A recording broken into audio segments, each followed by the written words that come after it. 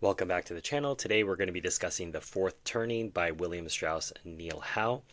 This book came out in 1997 and was a sequel to a book that the two had authored called Generations, which came out in 1991, in which they articulate a theory specific to American history, but let's say Western history in general, in which every generation or so, let's say a period of 20 to 25 years, things change, various turnings, and over four turnings you have this cycle, and it follows a predictable pattern. And they try to make that case in this book. It's received mixed academic. It's had a mixed academic reception. I'm not here trying to make the case for generational theory. I'm here to talk about some of the interesting points that are made. I found it to be fascinating and interesting. And I think the first thing I would point out is they start with talking about the concept of history as cyclical or linear, not just within the way that it's pitched to us, particularly in the post-industrial revolution time period, but the way that it's been thought of by cultures throughout history. And back there on my all-time bookshelf is A Canticle for Leibowitz by Walter Miller, which very much presents something I tend to subscribe to, which is the cyclical notion of history. I think that we have highs and we have lows, and we have the Egyptians with really great medicine and indoor plumbing, same with the Romans, and then we go through a period where that doesn't exist, and then we come back again. So I tend to believe that we as humans, we keep making mistakes, whereas the idea of the transhumanists is that we're just on this rocket ship and everything's always going to get better and more amazing every day, and we're going to solve all our problems. And of course, that's an entirely time and earthbound focus. If you believe that there is a life after this life, if you believe that there is something beyond this mortal shell, those sorts of ways of thinking, this linear going off for forever idea, doesn't make a lot of sense, because you know that not only does it not matter for you, as I think was it John Maynard Keynes who famously said, "Gentlemen, in the long run, we're all dead." That all of that is purely speculative. What really matters for you in relation to how these seasons of humanity may pass. So I'll start here with the way that he talks about rounded time. Nearly every primitive or archaic society came to see sacred time as rounded. In ancient India, Hindus and Jainists described it as a yantra or chakra, the Buddhists as a mandala. To the ancient Chinese, the principle of stability underlying all change, Tai Chi, was drawn as a circle. Likewise, the ancient Greek word kyklos meant both cycle and circle. On the temple to Athena at Athens was inscribed the epigram, "All human things are a circle," a sentiment echoed by Greco-Roman philosophers from Aristotle to Marcus Aurelius. Ancient Babylon and Egypt gave birth to the zodiacal great year, which inspired the wheels of time and fortune so popular among later Christian and Islamic writers. Two particular symbols of circular time are nearly universal. One is the looping serpent, a sign of evil in the, he calls it Judeo-Christian tradition. As you've heard me say on other videos in the channel, there's no such thing as a Judeo-Christian tradition, but nevertheless, but believed by many ancient societies to be a benign chthonic force of nature. Supposedly immortal, the snake periodically renews itself by shedding its skin just as time sheds years. Another is the traditional circle dance, the European carol, the Punjabi bhangra, the South American cueca, the Balkan kolo, with which communities greet a new season of nature or life. The human ring, like the wedding ring, symbolizes the unbreakable continuity of time. So, obviously we're studying at a very high level, thinking about, well, what's the philosophy of how we as a society think about time, and also how time can be presented to us through the zeitgeist, through the media, through other forces. So they give us some frameworks by which, and there's a lot of charts in here, which I won't necessarily have time to show you, but they go through different ways that different authors have tried to classify this in the past. So, for example, an author named Wright from 1942, when they're breaking into quarters of centuries, he says peace, minor wars, peace, major wars. Toynbee from 1954, breathing space, supplementary wars, general peace, general wars. Farrar Jr., 1977, probing wars, adjusting wars, probing wars, hegemonic wars. And one from 1987, which was closer to the time that the book was written, world power, delegitimization, deconcentration, global war. None of them are particularly cheery, but I do think it's important to observe that there's a sense of conflict as simply a part of how life is. It's not a sense that will always be free of conflicts. If there are conflicts, there will be a period of time in which we will have to deal with the peace that came with that. It was Osrin Kebo who said that peace is the time between wars, something like that. So in this chart, the Anglo-American Sakulum, what's interesting at the very bottom, because remember they published this in 1997, as they're going through their cycles, the last cycle that's posted is the Millennial Crisis, and they put dates 2005 question mark to 2026 question mark.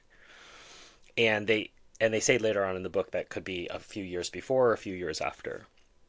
And when I first read the text, I made a note to myself of this part, but as I thought about it more and more as we got deeper into the book, I thought probably 2005 wasn't anything particular, but the 2008 great world financial crisis, that was probably the big event of that time period. And realistically, if you follow economics and you follow money and how deeply it's problematic in our current construct, we still have never really recovered from the 2008 financial crisis. And here we are about to enter into 2025. I'm recording this video towards the end of 2024. So will there be a reckoning next year? Maybe. The year after? Maybe. But I don't need a book to tell me that. I know there's going to be a reckoning because there's going to have to be. And we see many other signs around us, which, again, we'll talk about as we talk about some of the other frameworks. But part of dealing with problems like the Great Financial Crisis is not simply loading up a bunch of debt and pretending that the problems will go away. You're going to have a reckoning with the way of life that you're proposing to the global community. It's unsustainable, and we've just never been willing to tell that truth to anybody. No one wants to be the adult in the room that says, no, you can't have everything you want on credit. There will be a problem with this over time.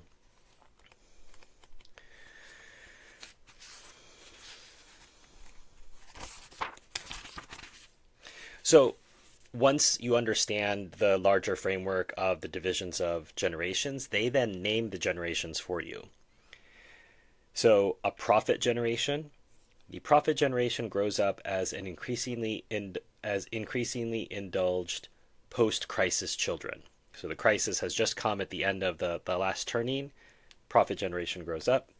They come of age as the narcissistic young crusaders of an awakening.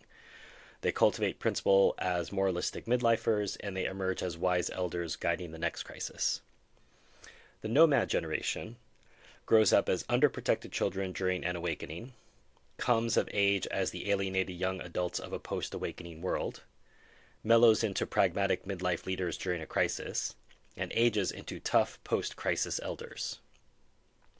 A hero generation grows up as increasingly protected post-awakening children, comes of age as the heroic young team workers of a crisis, demonstrates hubris as energetic midlifers, and emerges as powerful elders attacked by the next awakening. An artist generation grows up as overprotected children during a crisis, comes of age as the sensitive young adults of a post-crisis world, breaks free as indecisive midlife leaders during an awakening, and ages into empathic post-awakening elders.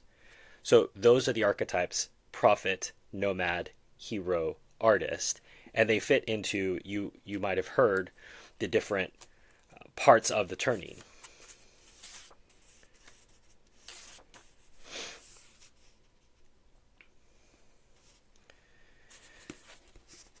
So there's, and he has this all charted again, particularly for American history, which I think is part of why the the theory has gotten mixed reviews, because obviously you'd want a system that makes sense, that could be muscular enough to take in different parts of the world, not just American history. But the fact that it chimes so well with American history also gives it a lot of legitimacy. So you have those, each of those titles has a correlation to the generation they cycle through, right? So there's a crisis, there's an awakening, and they skip two generations. So at the end of the fourth turning, you have a crisis that leads to a change, and then another generation comes, crisis, etc., etc. So here's another chart, which again, I told you I can't get through all of it for you, but let's say one that's fairly recent in our time. You have the what is called the missionary generation from 1860 to 1882. A famous member of that generation would have been Franklin Roosevelt with the prophet archetype. Then you have the lost generation, 1883 to 1900. A famous member would be Harry Truman, nomad archetype. GI generation, 1901 to 1924. Famous member, JFK, hero archetype, and we have the Depression, and later on the World War II crisis. And then finally the silent generation, 1925 to 1942, birth years MLK, and the artist archetype. So you have generations matching which archetypes are dealing with which awakening, which crisis. And as I said, it might feel a bit mathematical to you, and it doesn't review as well, as I say, if I can't show you the charts. But I would encourage you to just take a look at the theory online. Here he even goes to the Old Testament, where he says, okay, you have Moses as a prophet, the golden calf generation as the nomad, Joshua as the hero, and Judges as the artist. Prophet, nomad, hero, artist. So once you understand the framework for what he's talking about, then he walks you through history. He walks you through these turnings in U.S. history and explains what happened. This generation growing up had this different reaction to what the previous generation had dealt with. The previous generation had dealt with something else. And then another generation who doesn't have to deal with any crisis whatsoever, didn't have to fight in any wars. They're obviously a little bit more protected. They have a different way of reacting. And on the surface, that makes a lot of sense. And that's something that I think we can all observe. That's not something that's so difficult to imagine as an interesting theory. So then he goes on to explain how we would see some of those roles in the American generations, and I read those out to you, right? So let's talk about the turnings. A turning is a social mood that changes each time the generational archetypes enter a new constellation. Each turning is roughly the length of a phase of life. The first turning is a high, an upbeat era of strengthening institutions and weakening individualism, when a new civic order implants and the old values regime decays. The second turning is an awakening, a passionate era of spiritual upheaval, when the civic order comes under attack from a new values empire. The third turning is an unraveling, a downcast era of strengthening individualism and weakening institutions, when the old civic order decays and the new values regime implants. And so when they were writing the book, they were writing during an unraveling, and they predicted that the 2005 to 2025 era would be a crisis, which is the time we're living in now, a decisive era of secular upheaval when the values regime propels the replacement of the old civic order with a new one. And if that sounds familiar, I think it does. It might be easy to say, okay, well, Stephen, this is a bit like the Zodiac, and you could read something and it could apply to anybody. Okay, but we're talking about historical events, and we're seeing that things have happened in these intervals. And again, things have entered into our era that didn't used to exist. The internet has played a big role in changing things in our era. The way that money is operated now, where it's all zeros and ones in banks controlled by a few people, that's entirely different from gold and silver coins, how things were for many, many centuries of human existence. So, again, they're writing this in 1997, and he says, I'm sorry, I keep saying he, there's two authors. So they say, based on recent unraveling era trends, the following circa 2005 scenarios might seem plausible. So they're predicting something that could happen in 10 years from when they wrote this book. Beset by a fiscal crisis, a state lays claim to its residents' federal tax monies. Declaring this an act of secession, the president obtains a federal injunction. The governor refuses to back down. Federal marshals enforce the court order. Similar tax rebellions spring up in other states. Treasury bill auctions are suspended. Militia violence breaks out. Cyber terrorists destroy IRS databases. U.S. Special Forces are put on alert. Demands issue for a new constitutional convention. Okay, that's pretty wild. Not entirely unbelievable, but pretty wild. A global terrorist group blows up an aircraft and announces it possesses portable nuclear weapons. The United States and its allies launch a preemptive strike. The terrorists threaten to retaliate against an American city. Congress declares war and authorizes unlimited house-to-house searches. Opponents charge that the president concocted the emergency for political purposes. A nationwide strike is declared. Foreign capital flees the U.S. Now, we haven't had a scenario play out like this with portable nuclear weapons. We've seen it a lot portrayed in film and television. But we did have planes hit buildings in New York, and a war was launched. The Patriot Act was passed in the United States, and mass worldwide surveillance of allies and enemies was launched by the United States. So that happened.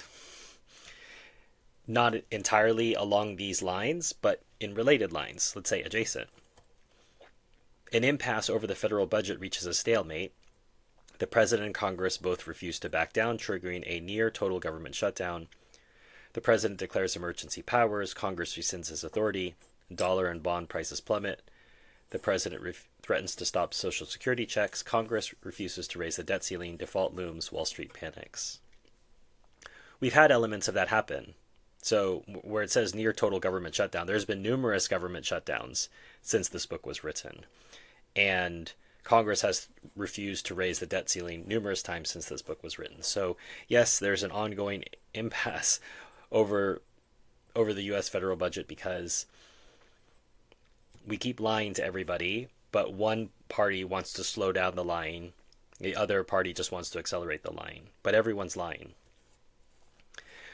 The Centers for Disease Control and Prevention announced the spread of a new communicable virus. The disease reaches densely populated areas, killing some. Congress enacts mandatory quarantine measures. The president orders the National Guard to throw prophylactic cordons around unsafe neighborhoods. Mayors resist. Urban gangs battle suburban militias. Calls mount for the president to declare martial law.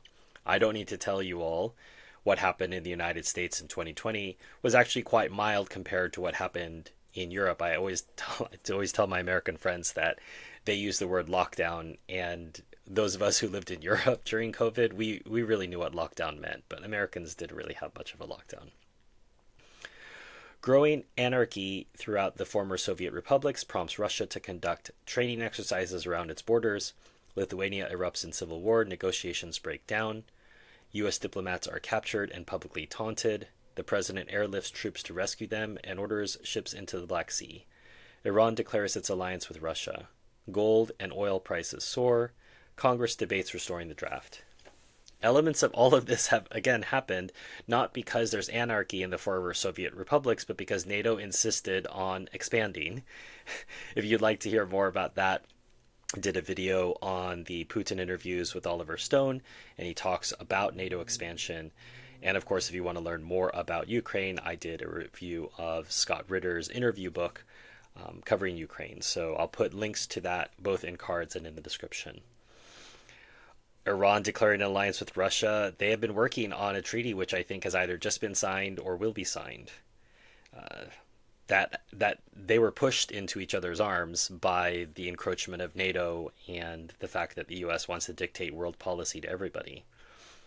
Gold and oil prices soaring. Gold prices have been going up, oil prices have been going down. Congress debates about restoring the draft. The US still has a draft. It's never really gone away. It's just called selective service. So if you're 18 and a man in the United States, you have to register if you want to be eligible for certain federal programs. And sometimes they'll force register you anyway. So upon hearing these, and I'll just I'll read this last paragraph below. At home and abroad, these events will reflect the tearing of the civic fabric at points of extreme vulnerability, problem areas where, during the unraveling, America will have neglected, denied, or delayed needed action. And obviously the biggest point of contention in the United States, which was reflected in the most recent election, is immigration and an open border. And that is not a partisan issue in the United States. If you talk to any American, there is concerns about the border, not really around questions of immigration, but around questions of criminality. The fact that there are more than 1 million illegal aliens who've been convicted of crimes, violent crimes. People have been killed by illegal aliens in the United States, and people are not happy about that. So he what's all the gloom and doom? But they both offer some helpful, I think generally helpful advice. I think that it would be helpful even outside of a crisis. I think these sorts of ideas make sense. So the first thing they say is return to the classic virtues. In the coming crisis, sharp distinctions will be drawn between people who can be counted on and those who cannot. Build a reputation as a person of honor and integrity who values self-restraint, family commitments, cultural decency, and mutual trust. Be a good citizen in your town, a good neighbor on your block, a good work partner on the job. Be mannerly and adhere to public standards of conduct. Expect your community reputation to matter far more than it does now.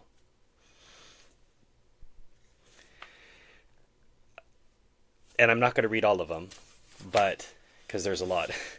But I'll just read a couple more. Bond. Build relationships of all kinds. When the crisis hits, anonymity will be associated with discredited, unraveling era vices and feared. Direct personal linkages will be newly valued. Know the people who can help you. In the fourth turning, having well-positioned friends could be very important. High-level institutional corruption may recede, but low-level personal dealing could flourish as people seek ad hoc official favors to meet the most basic and urgent of needs. Gather. Prepare yourself and your family for teamwork. In the fourth turning, the rewards will grow for people with a reputation for accepting authority and working well in teams. Integrate your skills, works, and pastimes with those of others. Stress less what sets you apart as an individual and more what you have in common with others. Brace. Gird for the weakening or collapse of public support mechanisms. During the fourth turning, today's generous government supply of senior benefits, cash, health, housing, and social services could erode sharply. Youth, not age, will be the target of civic action and reward. Unless you expect your income and wealth to be low enough to pass a means test, you should discount U.S. government promises about the reliability of Social Security, Medicare and Medicaid, and perhaps even public employee pensions. Any of these could turn out to be no more reliable than earlier promises about Continental and Confederate dollars.